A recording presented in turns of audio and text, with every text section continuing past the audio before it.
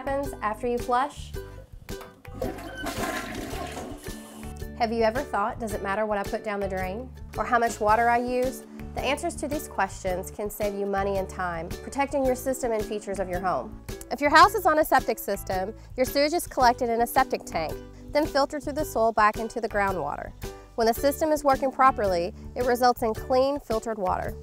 As a homeowner, you have an important role in ensuring the long-term life and function of your system. Let's look at how your septic system works and what you should do to properly maintain it. What happens when you flush, or when you take a shower, or wash a load of laundry? When water leaves your toilet, shower, sink, or washer, it goes into your septic tank. The septic tank serves two purposes. First, it collects and holds solids and debris such as human waste, food scraps, toilet paper, and grease. Second, it provides an environment for microbes to break down our solid waste. The solids that are broken down settle to the bottom as sludge. Debris like grease and food particles float to the top. The next phase of your system is a lateral or leach field, which is typically just under the surface of your lawn. Wastewater exits the septic tank as it is discharged into a series of trenches called lateral lines that slowly leach the water into the soil where microbes break down and filter the waste. Good soil is one of the world's best filters. That's why a properly installed and maintained lateral field is a great way to treat wastewater. Now let's talk about maintenance. Does it matter what you put down the drain? Yes, it does.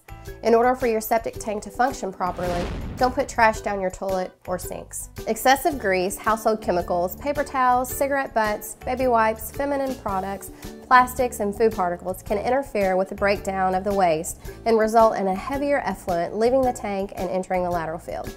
Even though solids break down in your tank, they don't disappear. Every 3 to 5 years, have your septic tank pumped out to get rid of sludge, floating debris, and scum. This will protect your system from getting clogged.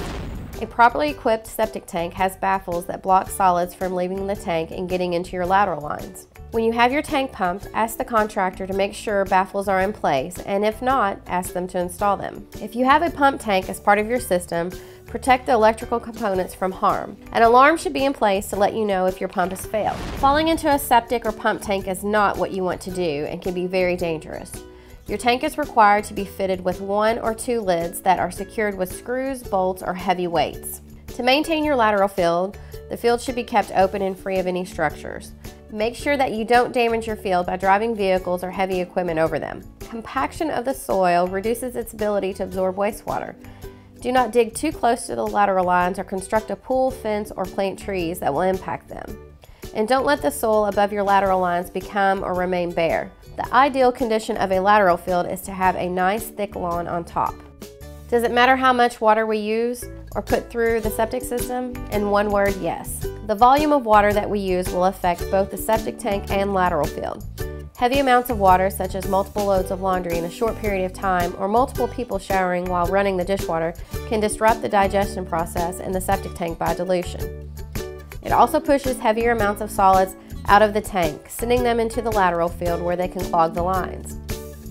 Heavy surges can also result in a temporarily smelly, saturated lawn. Get to know your septic system.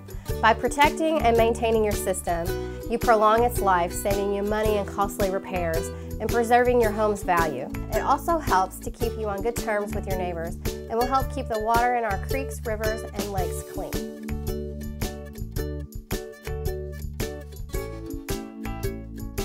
For more information on how to keep our watershed clean, go to www.oldhamcountyky.gov and click on Curry's Fork Watershed under Community Links.